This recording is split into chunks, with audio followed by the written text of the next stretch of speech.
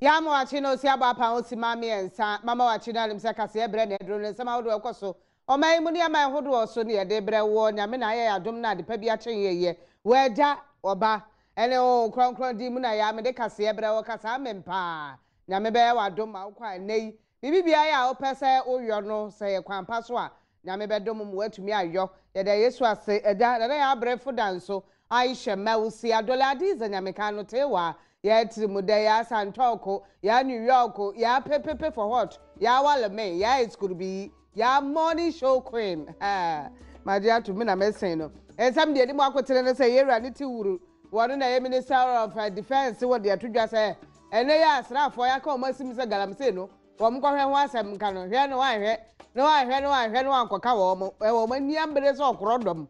Do you rough for no bedding? No. Imani Ghana, they are to that. Same play the free SHS this year. Said your moon said the other years son infinite there. Why here now Kusiaga? Man for some of the two go mammy or tick a feast of jabba. For the two just say, wow, no monte, so to no quada.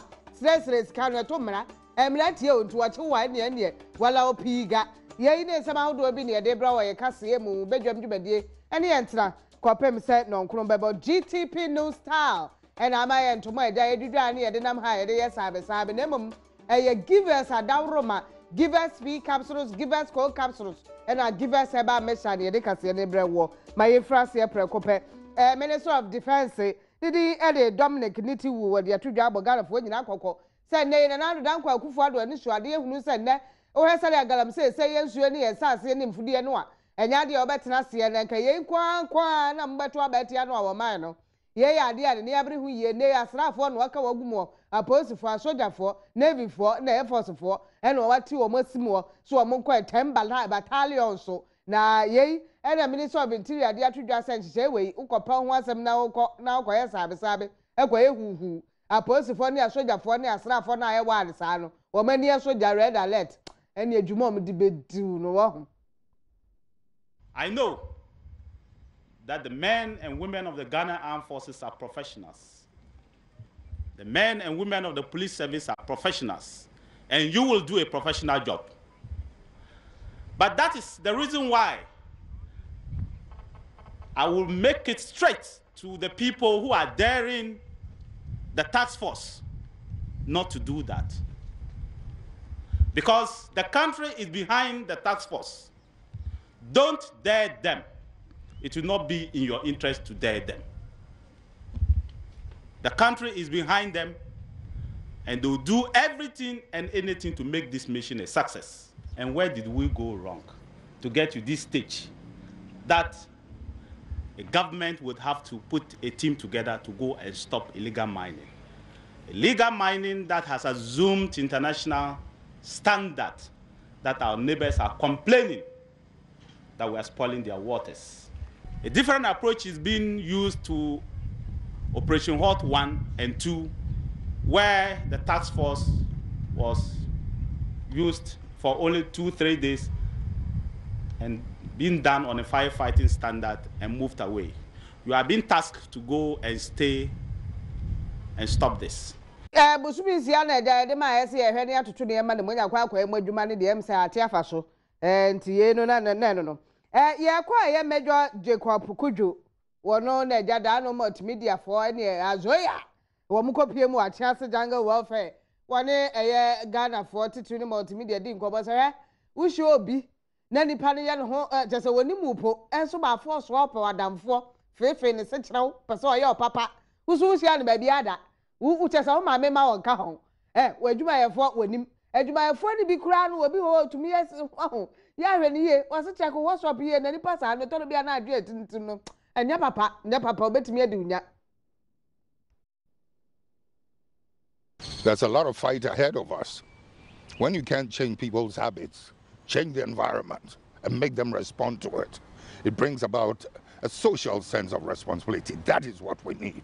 When I was in the Air Force, my found fast story ya we here ni nyina say major eje sowa wono akwakochia former president Jerry Rawlings ya ni nyina so hwe kwan say nei say de ahudidi esem no wo fom no enhye da amoa kolela ne ade atie sim wo man mu a efi na emene ya asuoto a na aye sem de dey wode ne ho agim bi okopie mu na mampanyin dada rollins etu no for.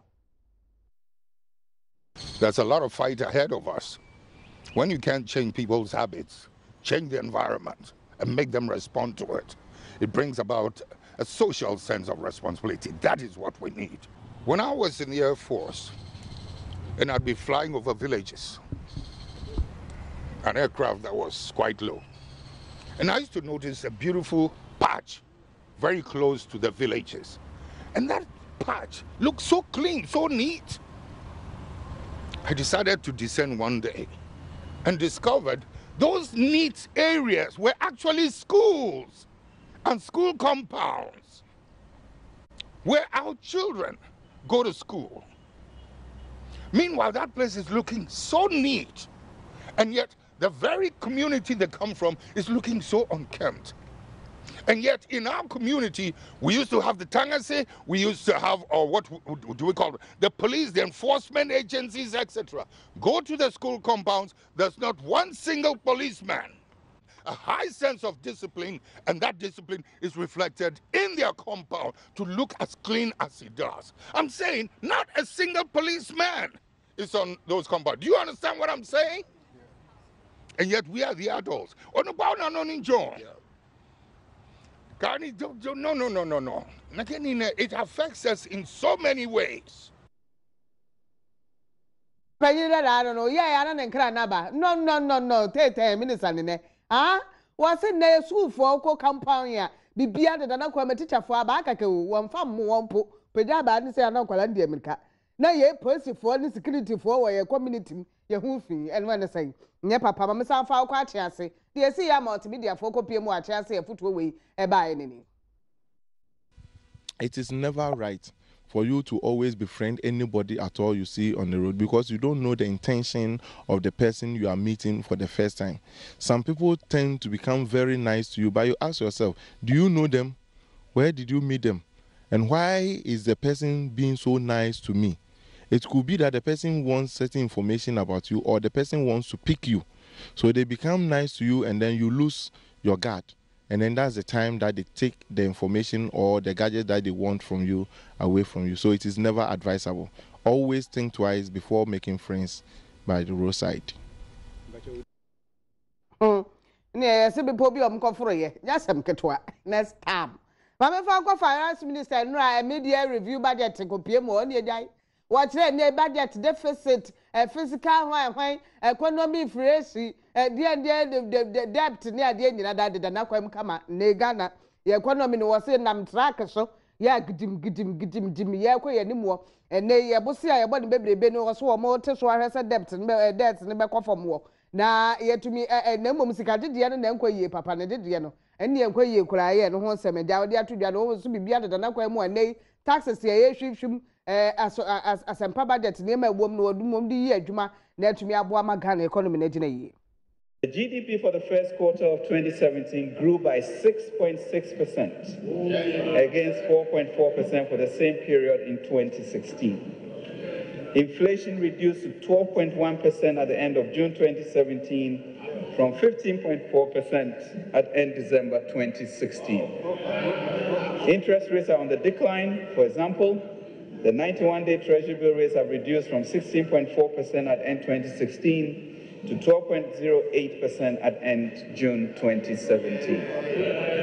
The fiscal deficit as a percentage of GDP for the period January to June 2017 was 2.7% compared with a deficit of 4% over the same period in 2016. Wabambaji na nado da kwa kufu adu kwa introduce free SHS watch September ya kwa debe ko school wo nyina school du fidi na yei ena imani Ghana wo chief executive Oyo Franklin Kujodi atudwa sa ne nya ba de sa free SHS na ye na ade no de o hese de esika de no kura kwa ye no ane ade no ahia na nyina ye papa ende sustainable o hwe free SHS no se de ye kono a woni ni se betimi agye ye na ene ade a wo de sansam no e de atudwa Mame fa nko mame otiko afisa jaba wono na mde ko wie na mede di wie ana ne se mode atodwa nyina ne se wo hwe kwan se enei wo mo a esoma mo nkwada mo mko seresere sika no wa kire se halam je se tiamra nya de a wo be makwan ma sa de ne tumi akoso wose nei wo enkrata mu wɔkyew na woba ne nam ka kwam na ya free SHS ya ba nkɔde betumi akɔ school de ne pa o pa no mu de binom so de no ɔmo ne nam kwa so tɔ ade ne ade o be charge o nya sa wo be dem afe nya sa ne mienu charge kum dem ne mienu de open wayi ya wo de atodwa don't mean sisi nipa ne sa ebi a echena wo na ato abai ne den so you disabled no you of school going age e also go school ebi no fan kola no as contractor say ye mepia binumu na omo enko begging is a crime and it is not a profession for anybody and enye adwuma ma obia nti eno de me na adamu yeah the program ne ba beto ho from September obia ba of school going age or Wall Street so street is not a place for any child. Childhood should be happy and devoid of say una obekwa akoton ice water and sana ufiefu edidi and na uko pushi obi no etua ukansa na ufiefu edidi na all those things. I was say Ghana 60 years on yesasa sa na ema no obi abanko register to go to school fine no ye 500 Ghana and now 1 year imprisonment or both say unanam street so and I say akwala no a also go school on go school nti ye be hwe about reintegration near ye counseling to ensure aha ena ye de ye nkobo nyina edibesie krata ne musaba ye krado mom give us adawro ma give us P capsules ana power capsules masa bubobi na power no nya vim be ma no simante so na ye be ma mu no oba wo se be ma ni oni nante ye kra kire so e be ma mu niema no deda yi a bibia deda na kwam eja infection we yi nyina afri ho esa give us P capsules ntintima ne bo adwuma yie ma odidi yie wa ye kama so ho na unya give us go capsules go kwa edokoro wo no so be ni nyina afri ho de ama wo ma wo ko etete wo kwa ajanai o tubi nyane na papa ni o te so be do nwere o se me kai pepes wo boa niema na enko yie unya heba mesa no de malaria na Africa bibi mai Ghana tontom na area sa malaria na edokoro ye kum nipa no medropa na mo ba bibia e to nro upie mo ho give us adawro ma obenya nro ebi na watumi ayusu sika ne board mamenka mamenti aye doctor aye Cephas Begata Maklo breaking yoke ministries of opanyini ana penti asronko ne aye benade de mgidi yesa so de wo ho ana paya akosise no ndu bebo ne ade ade a enko we na chia kwa enko pempa